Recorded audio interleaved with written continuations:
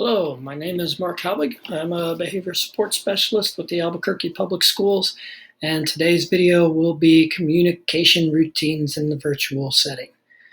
You can see our team email up there at the top, so if you have any routines that are working well for you in the classroom, we'd love to hear about them so we can share them with others.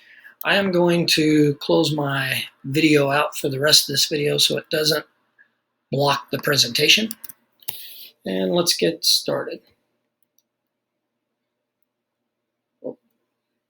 So, communicating with guardians. This is going to be one of our focuses. What routines can we establish when communicating with families?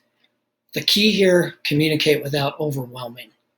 So, two things we need to determine. How will we communicate class information and how often will we communicate? The reason is consider a family with 3 or 4 kids in it.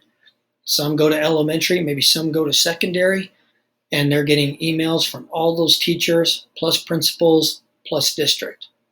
Secondary students, add on top of that they have 6 or 7 teachers. And so if there's daily messages coming in there, it'll be overwhelming quickly. One thing that might help is a questionnaire, asking parents and guardians, what's the best way for me to communicate with you? And giving them a chance to share information. You can gather the information and use it to help you establish routines. So getting that guardian input. Second is, what routines can we establish with guardians in regards to behavior? So for one, can we establish some routine for positive communication? Now at the secondary level, you can't do 130 phone calls, emails a week, but can you establish some norms or routines for where you can reach out to some of those parents on an occasional basis? Is guardian outreach built into your behavior system? Do you have a certain point in your behavior system where a phone call is made or a Google Meet is scheduled?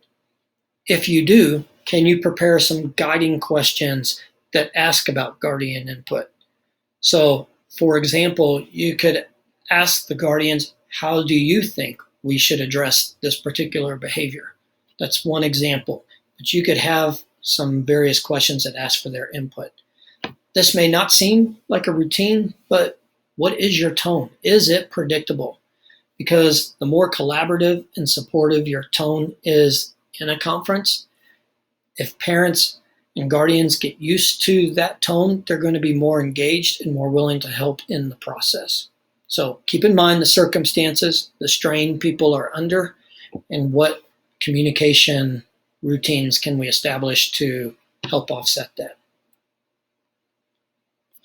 For student communication, here's some norms we could consider. So how do we ask for student input? You could have a Jamboard suggestion box. So if students know how to use Jamboard, you could have it posted in a certain place and they could tell you what's working, what's not working.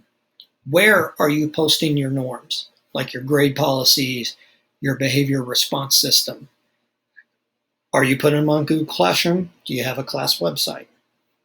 Are you designating a specific time of Google Meet to review norms and to get student input? So building that communication routine, not just academic, but for these other areas, building that into Google Meet.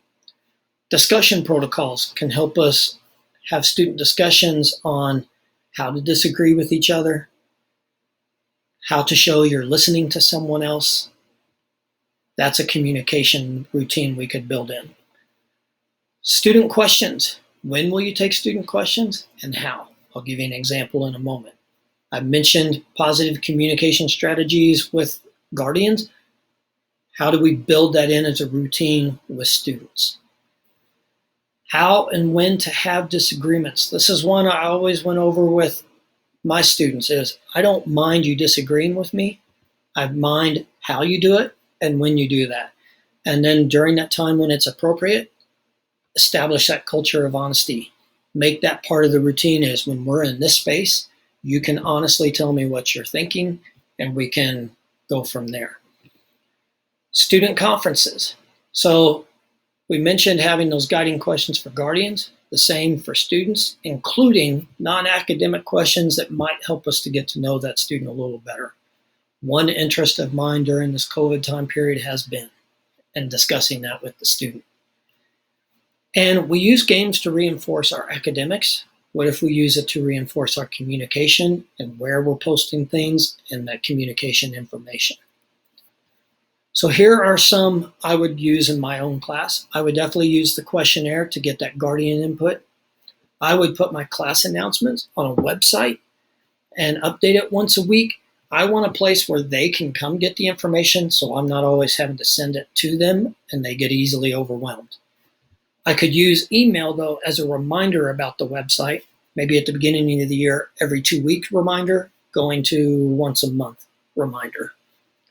And I've already mentioned the guiding questions. I would use those. Student communication routines I would create. I would definitely use the discussion protocols. We have so many current events we could discuss, but they are emotionally charged topics. Having that routine of how we discuss it and how we listen to each other would be vital to being able to have those discussions. I would post my norms on a class website and on Google Classroom, having it in a couple different locations so it's not just in one spot in case they forget. For my student questions, I would have designated office hours, and I would set a limit on the email. Like, you can send me email at any time, but I'll only respond during these hours, just to set some boundaries with virtual communication. And finally, I would use a couple different like game or more engaging activities to review my norms. It's another way for me to communicate besides just talking to them. So those are some ideas I would use. We'd love to hear your ideas for any routines you have. Please email us with anything you may be using. Thank you for your time and have a good day.